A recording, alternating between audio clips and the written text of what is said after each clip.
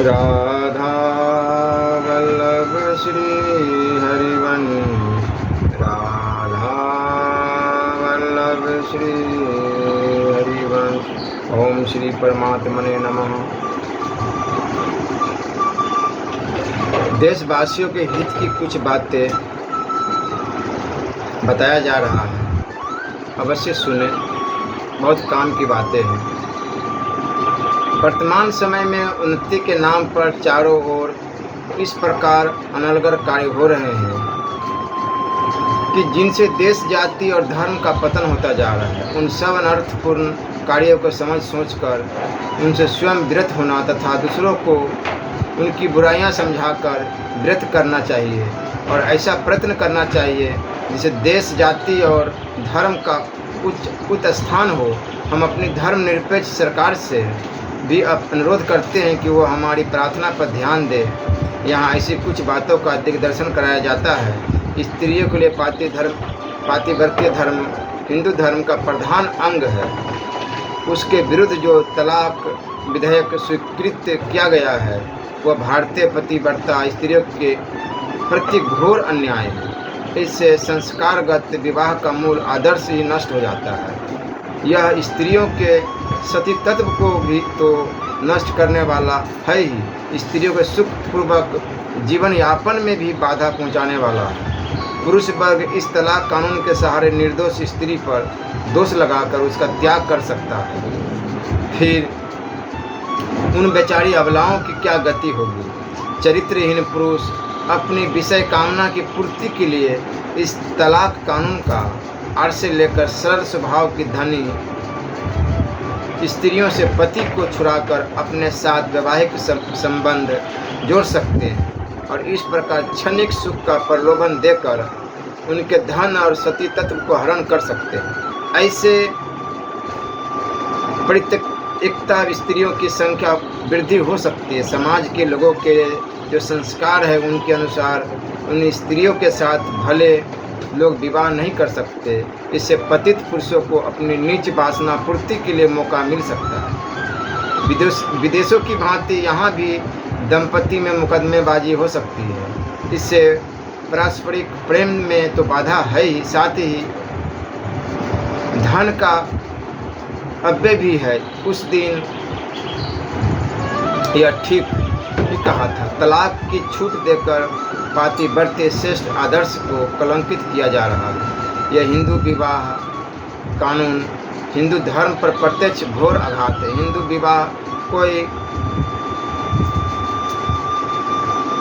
Contract नहीं है, contract नहीं है जो तोड़ा जा सके। वह एक पवित्र धार्मिक संस्कार है।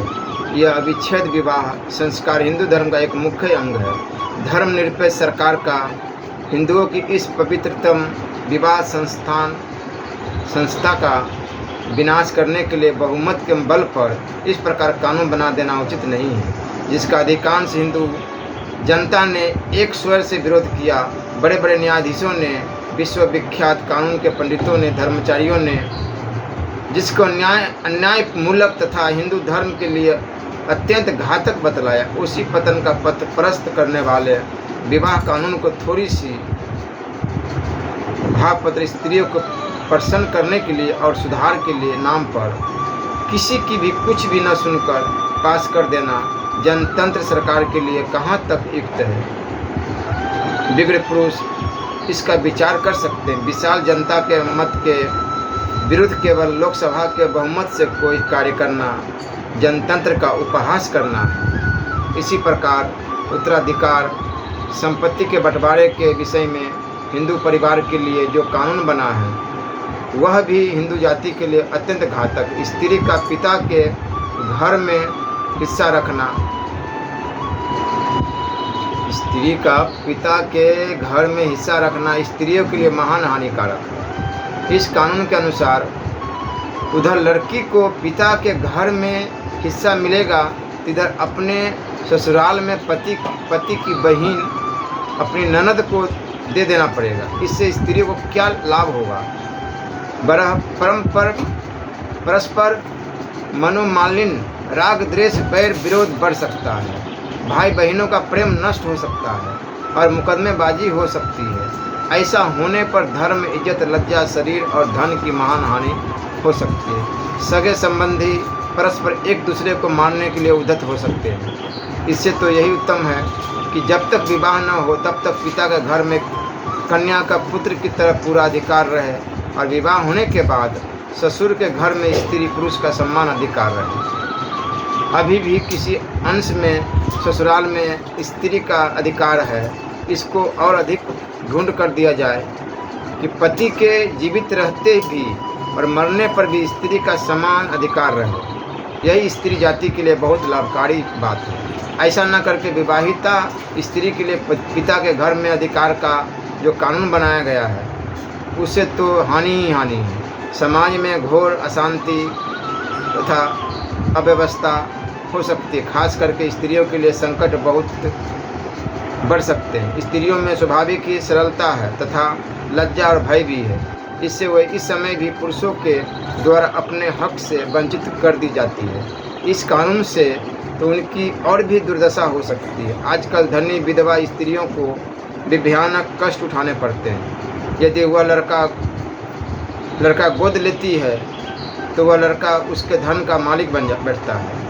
कोई लड़के तो माता के साथ बहुत ही नीचता का बर्ताव करते देखे सुने गए हैं। स्त्री का निजी धन जो फर्म के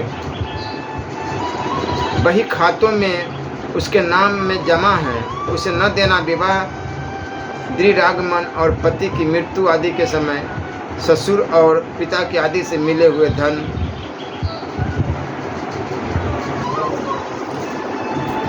और आभूषण आदि को भी हड़प लेना, उसके पति के जीवन बीमा की रकम जो पति के मरने पर स्त्री को मिलनी चाहिए स्वयं ले लेना, उसे न देना, रहने के लिए स्थान तक न देना, जीवन निर्वाह के लिए मासिक रूप से भी खर्च न देना बल्कि उस पर झूठा दोष लगाकर उसे घर से निकाल देना, आदि अत्याचार गोद के लड़के माताओं के साथ करते हैं। कहीं कहीं तो विधवा स्त्री के निजी रुपए और गहनों को सास ससुर, जेठ जेठानी और देवर देवरानी कब्जा करके हड़प लेते हैं और यदि नैहर में रकम या गहना रहा तो उसे भाई भौजाई आदि हड़प जाते हैं। वह बेचारी रोती कलपती और क्लेश भोगती रह जाती है। ससुराल, नैहर और अपनी इज्जत को ध्यान में रखकर वह लज्जा के मारे अपने ससुराल वाले को या नैहर वालों पर कानूनी कार्रवाई भी नहीं करना चाहती और बिना ऐसा किए कोई उसे एक पैसा देता नहीं।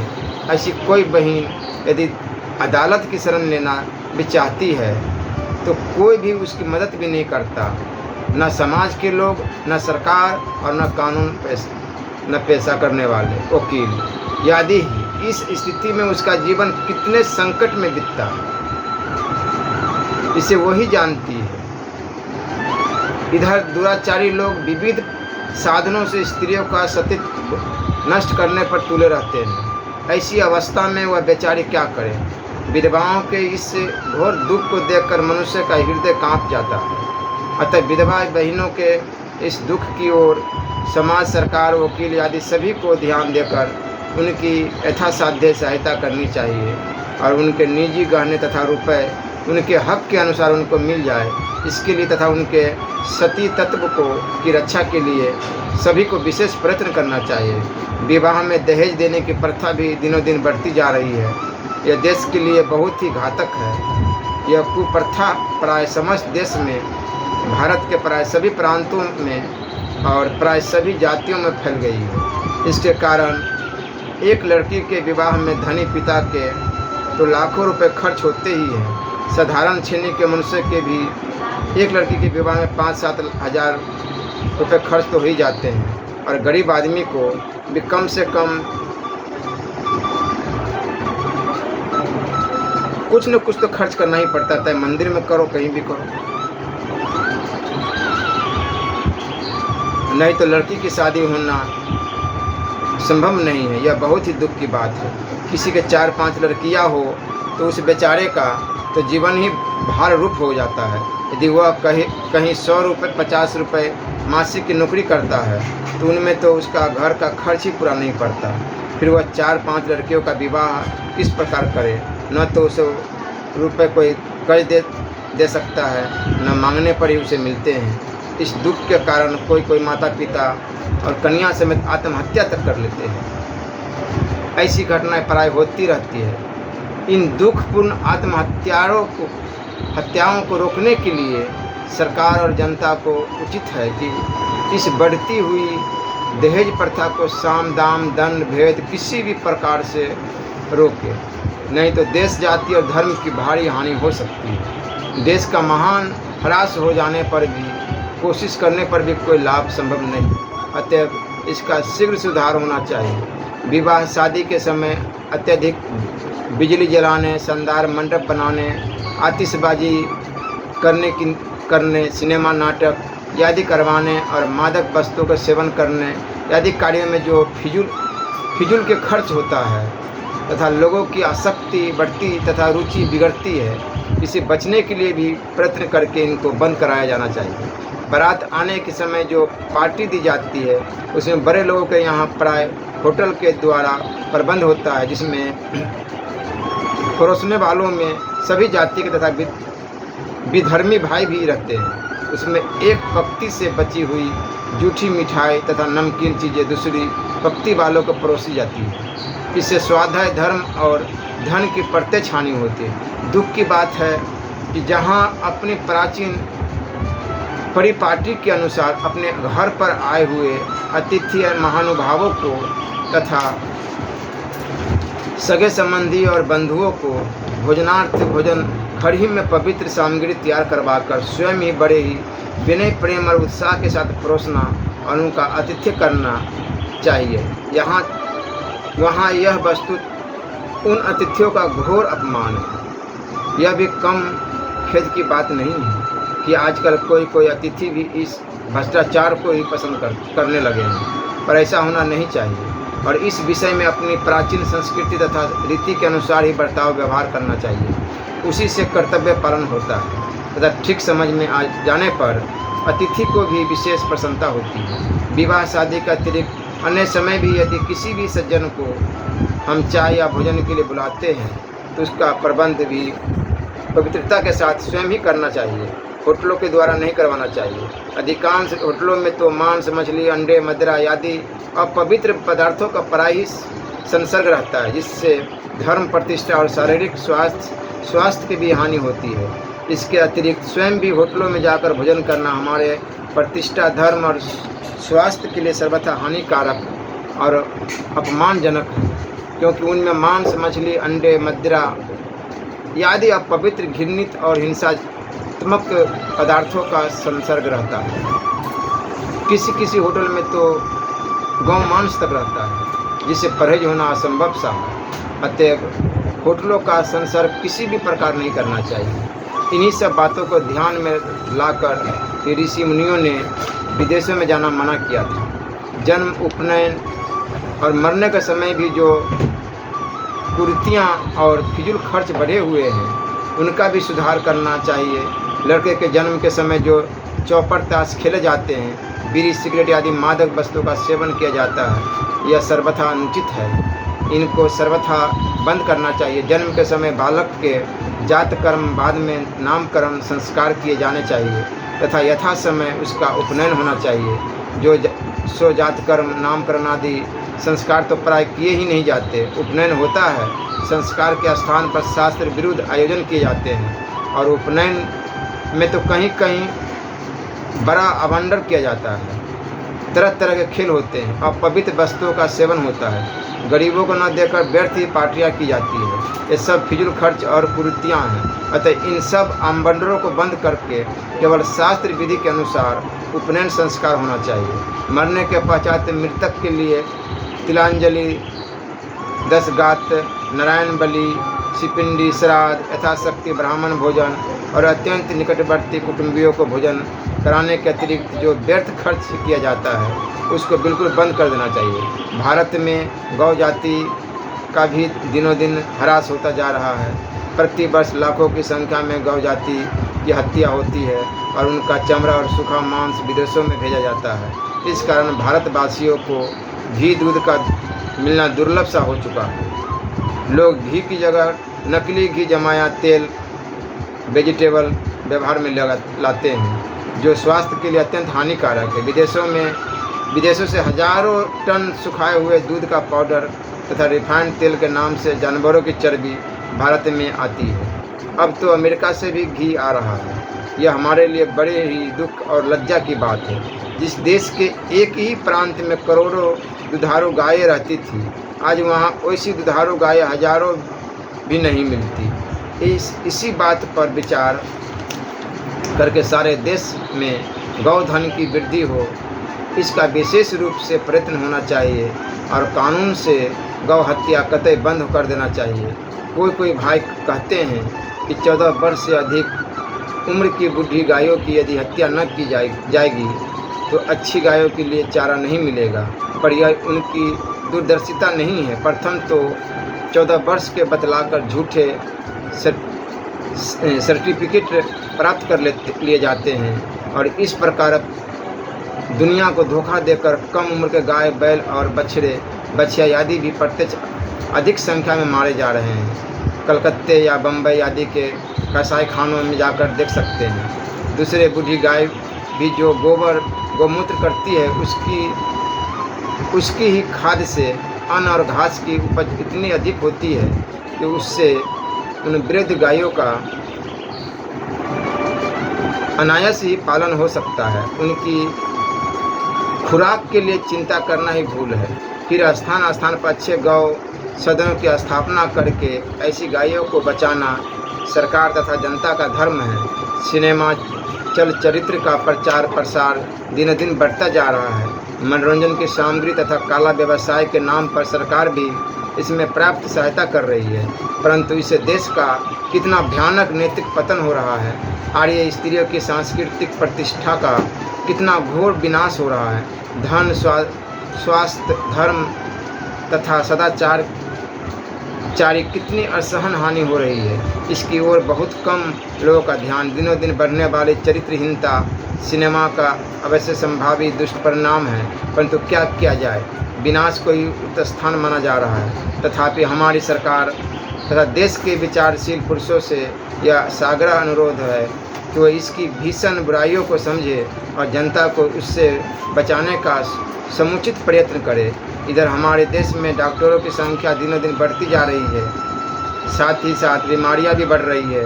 खेद तो इस बात का है कि अच्छे वैद्य भी पैसे के लोभ से अपने लड़कों को डॉक्टरी पढ़ाते हैं और डॉक्टरी दवाओं का मूल्य इतना अधिक है कि भारत की गरीब जनता उससे सहन नहीं कर सकती।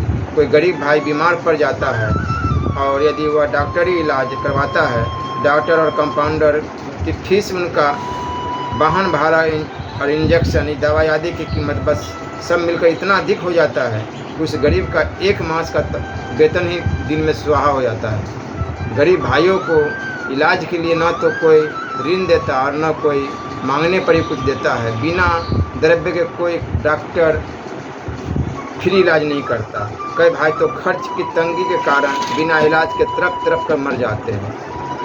थायसिस, यक्ष्मा के रोगी को तो हर एक जगह करने के लिए स्थान भी नहीं मिलता तथा सैनिटोरियम का इलाज इतना महंगा पड़ता है कि एक गरीब भाई उसे किसी प्रकार भी बर्दाश्त नहीं कर सकता। यक्ष्मा के रोगी के कारण आदमी मरता तो है ही, पर रोग की चिंता और धनाभाव के कारण इलाज की चिंता से भी जलता रहता है। किंतु विदेशी दवाओं का मोह इतना बढ़ गया है कि यह सब सहकर भी रोगी उसी की इच्छा करता है। विदेशी दवाइयाँ हमारे शरीरों को अनुकूल भी नहीं पड़ती तथा इसके लिए विदेशों के उपराधीन भी होना पड़ता है। गरीब भारत के लिए खर्च भी बढ़ता है।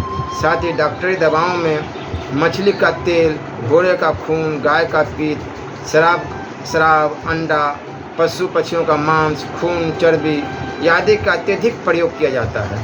अतः इनमें अपवित्रता और अत्यधिक हिंसा होने के कारण धर्म की भी विशेष हानि है। आयुर्वेद की चिकित्सा उच्च कोटि की धर्मयुक्त त्रिकालीय ऋषियों के महत्वपूर्ण अनुभवों से युक्त, कम खर्चीली, पवित्र और अद्भुत चमत्कार दिखाने वाली औषधियों से परिपूर्ण है। जड़ी बूटी और काष्ठ आदि औषध से कम पैसों में भी इलाज हो जाता है और खर्चीला जीवन न जीवन न होने से वेदों की फीस भी डॉक्टरों से कम ही है।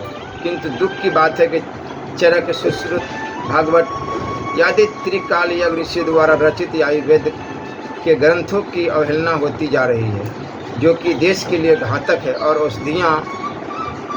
औषधियों का ज्ञान न होने तथा उनके प्रति आदर न होने के कारण यह महान विज्ञान हमारे देश से नष्ट होता जा रहा है। अतएव सरकार से और धनी महानुभावों से हमारा अनुरोध है कि आयुर्वेद चिकित्सालय जगह जगह खोले जाए, जिनसे सस्ती और शुद्ध शिक्षा हो सके, एवं आयुर्वेद की शिक्षा दीक्षा के लिए स्थान स्थान पर आयुर्वेद के विद्यालय भी खोले जाए और आयुर्वेद की रक्षा और वृद्धि के लिए धनी मानी व्यवसायियों को और सरकार को विशेष ध्यान देकर प्रयत्न करना चाहिए। नहीं तो हमारे देश से यह एक बहुत बड़े विज्ञान की हानि हो सकती है, जिसकी पूर्ति पुनः सहज संभव नहीं है। देश में आजकल स्कूल और कॉलेजों में जो शिक्षा दी जाती है, उसमें वस्तु देश के बालकों की बड़ी हानि हो रही है। वे हमारी भारतीय संस्कृति से वंचित रहकर पाश्चात्य संस्कृति में रंगे जाते हैं। बालकों में सदाचार, सद्गुण, ईश्वर भक्ति, बड़ों के प्रति आदर भाव और लज्जा का जो हमारी भारतीय संस्कृति के महत्वपूर्ण अंग है, दिन दिन ह्रास होते जा रहा है। इसके विपरीत पाश्चात्य सभ्यता की वृद्धि हो रही है। साथ ही दुर्गुण, दुराचार, नास्तिकता, विलासिता, उदंता, आलस्य, प्रमाद और निर्लज्जता बढ़ती जा रही है, जो कि बालकों के लिए और देश के लिए अत्यंत हानिकारक है, क्योंकि देश की भावी उन्नति प्राय बालकों पर ही विशेष निर्भर करती है। इनका जैसा भाव और चरित्र होगा, वैसा ही देश का स्वरूप हो सकता है। हमारे देश के बड़े बड़े अधिकारी भी इस बात को जानते हैं तथा स्वीकार करते हैं, किंतु अभी तक इसका सुधार नहीं हो पाया है। अतः इस पर शीघ्र ध्यान देना चाहिए और बालकों को ऐसी शिक्षा देनी चाहिए जिससे भारतीय संस्कृति का ज्ञान बढ़े और उनकी शारीरिक, इंद्रियक, मानसिक, बौद्धिक, भौतिक, व्यवहारिक, नैतिक, सामाजिक, धार्मिक और आध्यात्मिक उन्नति हो। बालकों की सर्वांगीण उन्नति से ही देश की उन्नति है। इसलिए शिक्षा दीक्षा का सुधार विशेष रूप से होना चाहिए। इस समय हिंदू धर्म पर भी भारी आघात हो रहा है। धर्म के प्रचार की बात तो दूर रही, बल्कि उसके पालन करने वालों पर विपत्ति पहाड़ टूट पड़े हैं। हमारे ईसाई और मुसलमान भाई अपने धर्म का प्रचार करते हैं, उसमें सरकार की ओर से कोई रुकावट नहीं है, बल्कि मस्जिदों के लिए भारत सरकार समय समय पर पर्याप्त सहायता करती है। ईसाई भाइयों को अमेरिका आदि देशों से धन की पर्याप्त सहायता मिलती रहती है, उनके लिए भी सरकार की ओर से कोई रुकावट नहीं है। दुख की बात है कि जो सुविधा और सहायता मुसलमान भाई और ईसाई भाइयों को उनके धर्म प्रचार के लिए मिलती है, कम से कम उतनी तो हिंदुस्तान में हिंदुओं को मिलनी ही चाहिए। नहीं तो हिंदू धर्म का ह्रास होकर हिंदुस्तान में नहीं रहेगा, तो मुसलमान और ईसाइयों की संख्या ही अधिक मात्रा में बढ़ सकती है, जिससे आगे चलकर भारत सरकार के लिए विशेष कठिनाई हो सकती है। भारत में प्रतिवर्ष ईसाइयों की संख्या जोरों से बढ़ रही है। इस बाढ़ में सरकार को न्याय युक्त रुकावट डालनी चाहिए। इसी प्रकार मुसलमान भाइयों की संख्या भी उत्तरोत्तर बढ़ ही रही है। मुसलमान भाई 4 स्त्रियों के साथ विवाह करके 2 साल में 4 संतान उत्पन्न कर सकते हैं, किंतु हिंदू एक ही स्त्री के साथ विवाह करके 2 वर्ष में 1 संतान पैदा कर सकता है। फिर एक स्त्री के साथ विवाह करना ही आदर्श है, परंतु यह आदर्श भारत में सभी वर्ग के लोगों के लिए होना चाहिए। इसलिए भारत में जो कोई भी कानून बने वह केवल हिंदुओं के लिए नहीं, मुसलमान, ईसाई सभी पर लागू होना चाहिए। हिंदू भाइयों से प्रार्थना है कि जैसे ईसाई भाई अपने धर्म और जाति की उन्नति के लिए अपने धर्म की पुस्तकें बहुत कम दामों में बेचते, इसी प्रकार कम दामों में अपने हिंदू धर्म की पुस्तकों का प्रचार करना चाहिए। ईसाई भाई जिनको ईसाई बनाते हैं, उनके रोगादि की निवृत्ति के लिए अस्पताल और विद्या के लिए विद्यालय आदि खोलते हैं और साथ ही उनमें अपने ईसाई धर्म की शिक्षा भी देते हैं। इसी प्रकार हिंदू भाइयों को तमाम हिंदुओं के लिए छोटे छोटे स्थान में बिना मूल्य चिकित्सा और दीक्षा तथा सेवा और सहायता की समुचित व्यवस्था करनी चाहिए और पाठशाला विद्यालय में अन्य शिक्षा के साथ साथ कम से कम गीता रामायण आदि की पढ़ाई तो अनिवार्य करनी चाहिए। देश की सर्वमान्य भाषा संस्कृत, राष्ट्रभाषा हिंदी और देवनागरी लिपि ही राष्ट्रीय लिपि होनी चाहिए। इनमें संस्कृत पर विशेष ध्यान देना चाहिए, क्योंकि हमारी संस्कृति का ही स्तोत्र संस्कृत में ही है। हमारे सब धार्मिक ग्रंथ संस्कृत में ही है तथा संस्कृत ही हमारी आदि भाषा है। इसमें थोड़े से शब्दों में ही बहुत अर्थ और भाव से युक्त विषय भरे जा सकते हैं। संस्कृत में एक धातु के सैकड़ों रूप बनते हैं, जो दूसरी भाषा में कदापि संभव नहीं। ऐसी अनेक विशेषताओं में संपन्न संस्कृत भाषा ही है, अतः सभी को इसकी सब प्रकार से रक्षा और उन्नति करनी चाहिए। इस लेख में मैंने कुछ आवश्यक विषयों की ओर पाठकों का ध्यान आकर्षित किया है। इस पर यदि ध्यान दिया जाए तो देशवासियों का बड़ा हित और मैं आप सबका आभारी होऊंगा। बोले राधे राधे। राधा वल्लभ लाल की जय।